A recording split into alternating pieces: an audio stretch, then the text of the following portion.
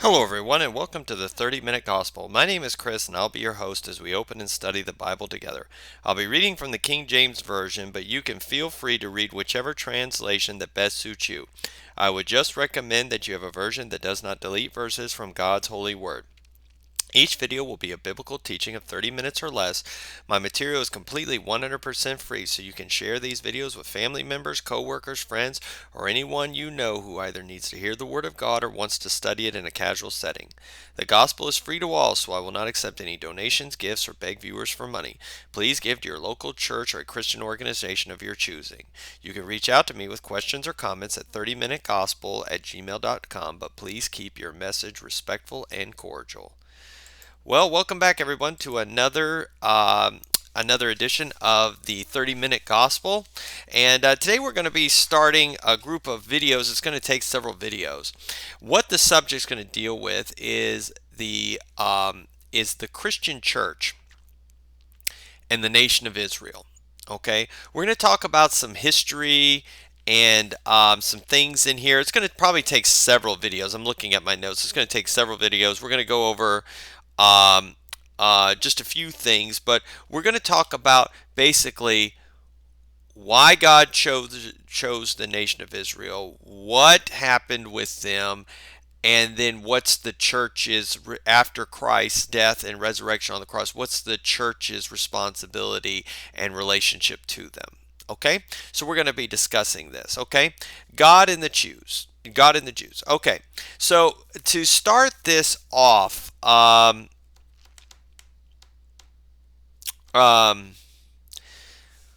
what we're going to talk about is I want you to think back at the beginning. God gave man, okay, and I've explained this in the Why Is There Evil in the World and some other of my videos. But God at the beginning, when he created the world in Genesis 1:28, when he created man, he gave man dominion over this earth. Dominion actually means sovereignty. Okay? Dominion actually means sovereignty.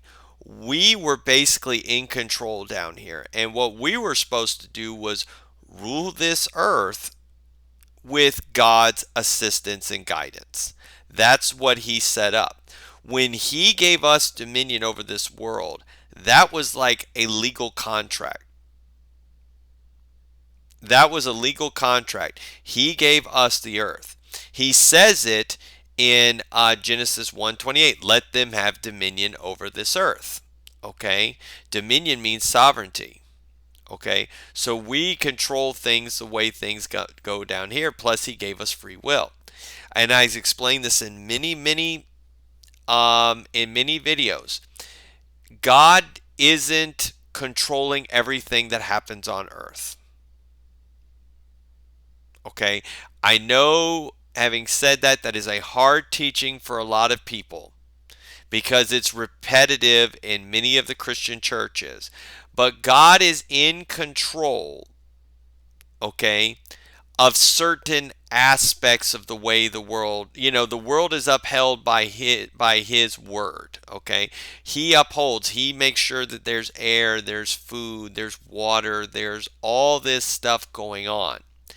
That is where he's under control, and he has certain events that he controlled. For example, the crucifixion of Jesus Christ. That was an event planned out by him. The end times are events planned out by him. But most of what happens in the world, there are some things where God may have planned it out in your life, but most everything that happens in this world, God is not controlling. Why do we know that? Because there's a bunch of sin in this world. This world is full of sin. It is so full of sin. God abhors sin.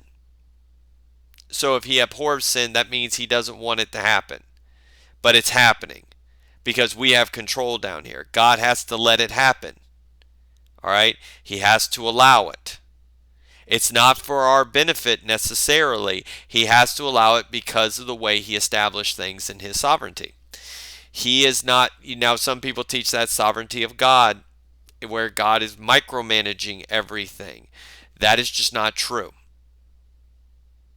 It's just not true. God is not determining what clothes you wear each day, what food you're eating.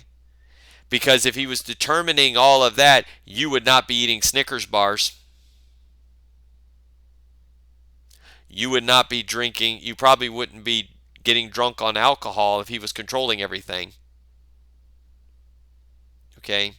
There'd be a lot of things you wouldn't be doing. If he was controlling everything, you wouldn't be lying, you wouldn't be stealing, you wouldn't be doing all this stuff. God's not controlling that. Okay, so he gave man dominion over this earth. And it says that, it reiterates that in Psalm, I can't remember that, it's like Psalm 104, I think. Maybe. I'd have to look at my notes again. There's a psalm where he says, "You have given the earth to the children of men." We have control of this earth. Okay? And that's what happened. Then what happened was when man sinned, okay, when we sinned and ate of the tree of the tree of the knowledge of good and evil in the Garden of Eden, okay, tree of the knowledge of good and evil. Once we did that, we now turned over control. We said, God, we don't want to do it with you. We now trust the serpent in what he says. We can't trust you. You told us that we would die if we ate of this tree. We don't trust that. We trust the lie that the serpent told, that the Satan told. We believe that. So therefore, you are no longer our God. This is our God.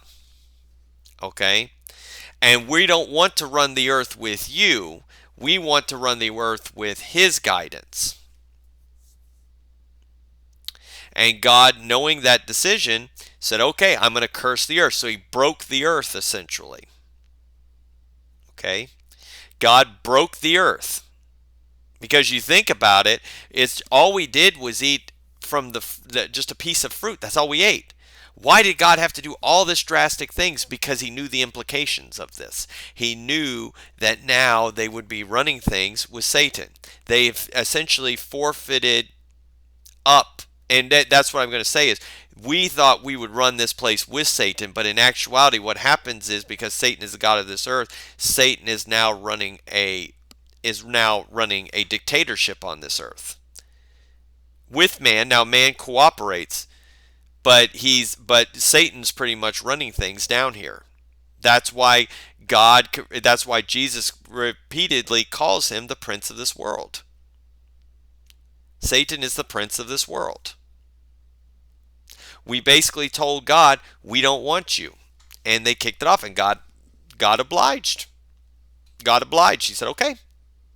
But he broke the earth as a result of that. So it's no longer the pristine place it was when Adam and Eve were on this earth. It was no longer the pristine place. There were problems. Thorns and thistles grew in the ground. Death and starvation and all these things came into this earth. It's broken now. Why? Because if he had left it in the pristine position that it was in, man would have given Satan credit for the earth. Does that make sense? We would have said he was our creator. He created this earth. No, God didn't want to do that. See, you can still see the beauty of the earth. We go, well, there is some beauty in this earth, so there must be a God. But if it was in pristine, we would have gone, there's beauty in this earth. It's pristine. Who's the God? Satan is the God of this world, so we must worship Satan. But what happened is, since he broke it, we say, well, the earth is so beautiful, look at it, but there's still something wrong with it. Does that make sense? There's still, we know something's not right with the way things are run, with the way things are. There must be something better. And because there must be something better than this, because of the way this earth is, there must be something better than this, we will then turn our attention to seeking God and seeking him. Okay? That's what's going on. You see, God has been basically, God obliged. God said, okay, fine, you can run this place with him, but it's going to be broken. And it's going to be basically, it's going to be a hell now. Some people still worship this earth, and they worship Satan thinking this is the best it is. But that's what I'm trying to say. Think about it. If you think God is controlling all things, does it look like it? Does this earth look like God is controlling all things? Does it? I posited that question in one of my previous videos. If it does, I mean, most nations don't believe in him. They're trying to kick him out. If he was in control, which he says he's going to be at the end times, it says his kingdom will come in and he's going to be in control, everybody would be doing his will. But they're not. Everybody's rebelling. So does he want everybody to rebel? That doesn't make sense. That doesn't make sense at all. He doesn't want people to rebel. It's because Satan is the prince of this world. It talks about that I said that princes have kingdoms. Where is his kingdom? On this earth. Why do we know this? Because he told Jesus in the temptations that I will hand you all these kingdoms if you bow down and worship me. And Jesus didn't challenge that. Okay? He did not challenge that. He didn't say, Satan, you're a liar. God controls all this stuff. He didn't say that. He said he knew that that was what he was telling the truth. And the God of this world, that's what Paul calls him. And the prince of the power of the air.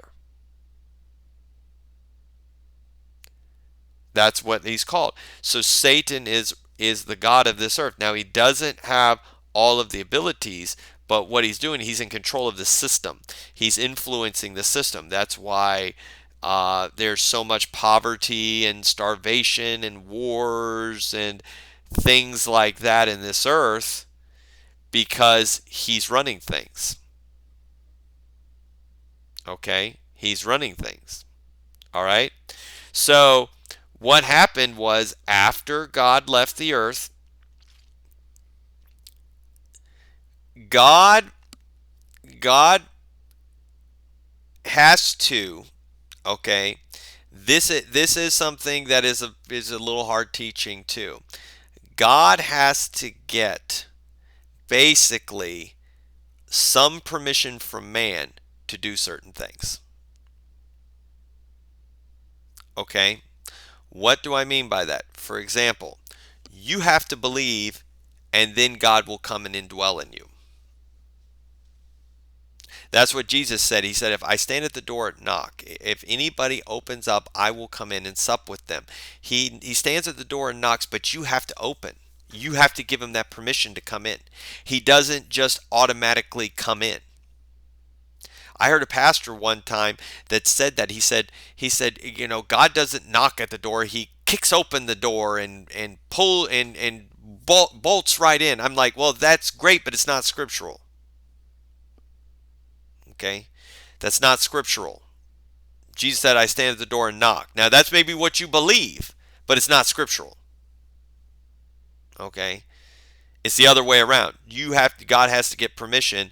You have to give him, basically, it's kind of like you have to believe. He gives you the gospel, but you have to believe. It's kind of like you're giving God permission to save you. Okay? It's kind of like that. I hate to use that word, but when you believe, then he comes in. He doesn't just automatically come in to your life. All right? He doesn't just automatically do that. And God will only have as much control over your life as you give him, even when you're a Christian. If you're a Christian and you give, there are Christians out there that are saved, but they don't give God the full control over their lives.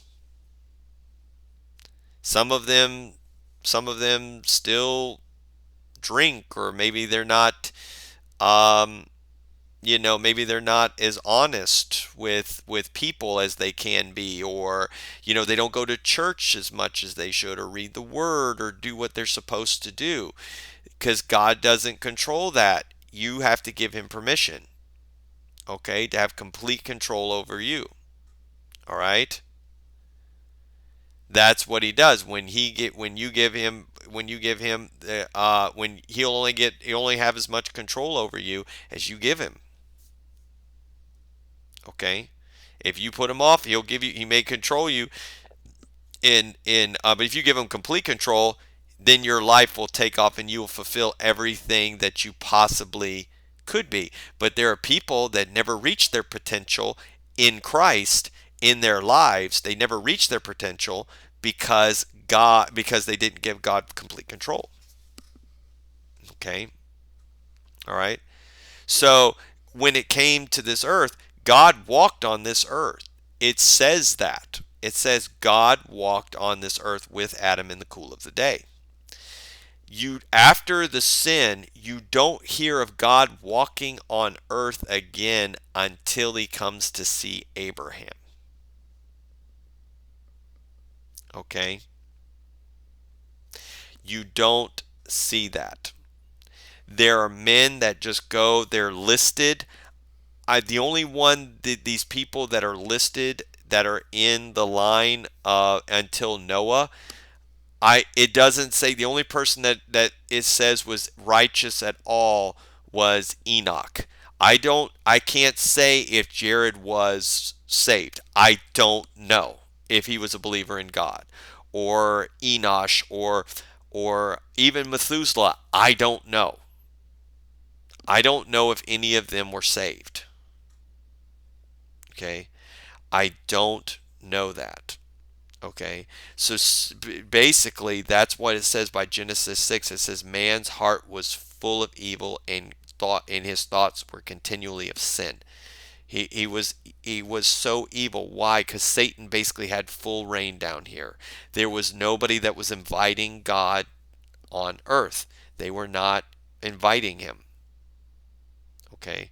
That's a better word than permission. It's inviting him on this earth. Then he spoke to Noah. But it doesn't say anywhere where, Noah was righteous, but it doesn't say anything of God walking on this earth. So I don't know if Noah built the ark and everything else and he followed it. When that happened, God had to destroy the earth. Why? As I say before, because every human being, even to this day, by default, every human being that's ever been born in this earth, except for, everybody that's ever been born in this earth, I'll just say that. Jesus, I don't think was, but everyone by default is under the kingdom of Satan and in sin. Jesus was not sinful, so yeah, I'll say that. But everybody is born under default under the kingdom of Satan because of what Adam and Eve did. That's why I said, that's why Jesus talks about you have to be born again. Okay? Because the first time you're born in sin and in rebellion to God and under the rulership of Satan. Then once you're born again, okay, you'll notice Satan attacks you immediately. That's what I talked about. Satan will attack you immediately. And that's why he wants to get you back in the fold. He wants you back in. You are now an enemy. You are under God's kingship. Okay, well, that's how we know God's kingdom comes. That's what it says. It says in, Jesus was saying, when the prayer came, he says, your kingdom come, thy kingdom come. If his kingdom was already here and established, he was controlling everything, why would he say thy kingdom come? And then it says Jesus will establish his kingdom in the millennial reign. Well, whose kingdom's on earth right now if he's not established his kingdom? Satan's kingdom's here. That's what's going on. Now we'll get to this, but what happened was when Abraham was saved in the flood, what happened was God was hoping to start over. He's going to start over with man and maybe have worked through, one of them could have been in Abraham's shoes. But the problem was that you could see it. They were Noah's children were too old at that point and were too influenced by the rest of the world. I think is what they were saying there, to be the adequate person to take on the role of what Abraham is going to do and later the nation of Israel. Okay, now the nation of Israel does come from Shem, but these people were highly affected by the previous world when it was flooded. Okay, so Ham, immediately after the flood, Noah got drunk and then Ham did his thing. So you can already see sin is back in. Ham is not 100%. And you can see that Ham, Shem, and Japheth are not 100% behind God, because it is not but a generation or two later, their children, grandchildren are already worshiping at the Tower of Babel. They were not teaching them about the Word of God. They were still they were not teaching about. I don't know if any of them were really teaching about God or very little, and the people already rebelled, and so God couldn't use them, couldn't use any of their kids. It was until Abraham, he said, I believe he said, okay, well, what I'm going to do with Abraham is I'm going to have him, and then he's going to have I'm going to influence him before he even has a child.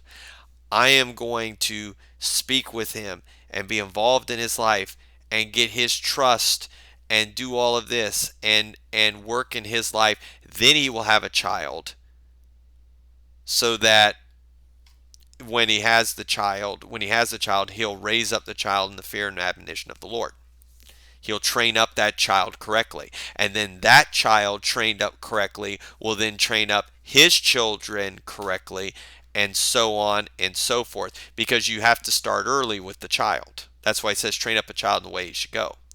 By the time Noah and the flood happened, Ham, Shem, and Japheth were already well adults. Okay, they were probably more than likely highly influenced from the paganism that Satan had established for the previous 2,000 years on the earth. Okay, so what happens is, and this is a very interesting thought, have you ever thought that maybe God went to other groups of people, of those people, but only Abraham was the only person that listened to him? Maybe he asked an African. Maybe he asked an Indian. Maybe he asked a Caucasian, somebody. Maybe he asked some of these people, an Asian, whoever, all the different. He may have asked them and presented this, but only Abraham was the one that accepted. It's a possibility. It's an interesting thought. I don't know if that's true, but it's just an interesting thought someone brought up one time. Okay? So, what happens is he comes to Abraham. Okay? He comes to Abraham and says, look, if you leave your country and do this, I'll make you a great nation. And Abraham obeyed. Okay? Abraham obeyed. And by doing so, by listening to the promise, Abraham was the first person that we know of that invited God back onto the earth. Why do we know that? Because Genesis chapter 18 talks about how God walked the earth to speak to Abraham. Okay? He didn't walk, it doesn't say he walked the earth to talk to Enoch. It doesn't say he walked to the earth to talk to Noah. It says he walked on the earth to speak to Abraham, because Abraham invited him back into the earth realm. Okay? And that's why, it's my belief, that's the reason why God has and still has an affinity for the Jewish people. Why? It's because of what Abraham did. Abraham and his descendants through Isaac were the first people to bring God back to the earth so that he could work through humanity to bring about. And because Abraham's loyalty, God brought the Messiah, Jesus Christ, through his line. That was they were given the land, which we're going to talk about all that. They were given the land, but one of the benefits was that he was going to bring basically salvation to all people. He was going to be a blessing to all people. Why? Because God's only son is Jewish, is a descendant of Abraham. Why? Because Abraham trusted God, believed God, and it was credited to him as righteousness, as it says. So he believed God. He allowed God back in. By that invitation, now God can come back on the earth. Okay? He can come back on the earth and start working through man to get this accomplished. All right? But he's going to work through the Jewish people. All right? So you can see that that's what happens. And what happens, though, is I want you to understand is, and this is something that we have to look at. If you open up your Bible to the book of Galatians, I did all that talking, kind of set the groundwork. But if you go to the book of Galatians, chapter 3, verse 13 says, Christ hath redeemed us from the curse of the law, being made a curse for us, for it is written, Cursed is every man that hangeth on a tree. I want you to know what it said. I want you to notice what it says, it doesn't say there. It says God, well, it says, first it says that Christ has redeemed us from the curse of the law. It does not say God or Christ has redeemed us from curse is. Okay? It's the curse of the law. What is the curse of the law? That's Exodus. That's the Mosaic law. That's Exodus all the way to Malachi. He's redeemed us from the curse of the law, but curses are still in this earth. The curse on this earth is still here. Okay? If you don't believe me, go to a lemon tree and try to pick a lemon off when you see those spines this big. Okay? Or look at the insects and all this that eat our food, and the famine and all of that. That curse is still here. Okay? Why? Because it's not part of the law. That was established in Genesis. Okay, that curse was established for Genesis. All Jesus did was get rid of the curse of the law. Well, there's another curse in Genesis. That's Genesis 12:3. Okay? So I'm going to leave you with this. This will be the last verse we look at, but if you go to Genesis chapter 3, or chapter 12, verse 3, okay, I'm going to leave you with this one, and this will jumpstart us into other. Okay, Genesis 12, verse 3, God speaking, God says, talking to Abraham, he says, and I will bless them that bless thee, and curse him that curse thee, and in thee shall all the families of the earth be blessed. Okay, we talked about that. But you notice what he says? He says, I will bless those that bless thee, and curse thee that curse those that curse thee. Okay, that curse is still in effect. Okay, because it's not the curse of the law. It's not in the law. It's a whole book before the law. Okay, this is from the beginning when he was talking to Abraham. That curse works. Okay, that curse works, and we're going to talk about how that works. You're going to see it throughout history, throughout human history, how that curse works. I'm going to go through that. It's going to take many videos where we're just getting started with this. Okay, but Jesus only got rid of the curse of the law. Okay, he didn't get rid of curses. The curse on the earth is still here, and the curse, if you oppose the nation of Israel, the descendants of Abraham and the nation of Israel, you're cursed. Okay, that curse is still in effect. That curse works. It works. Anytime it's been tried, anybody that has used that curse, that has cursed the nation of Israel, has seen God fulfill this promise here in Genesis chapter 12, verse 3. Okay, so we started and explained what happened on this earth in this video and why God ended up choosing the man Abraham. Okay, all right, so we're going to leave you with that one. It's a great one to start off with, and we're going to have many more videos. We're going to talk about the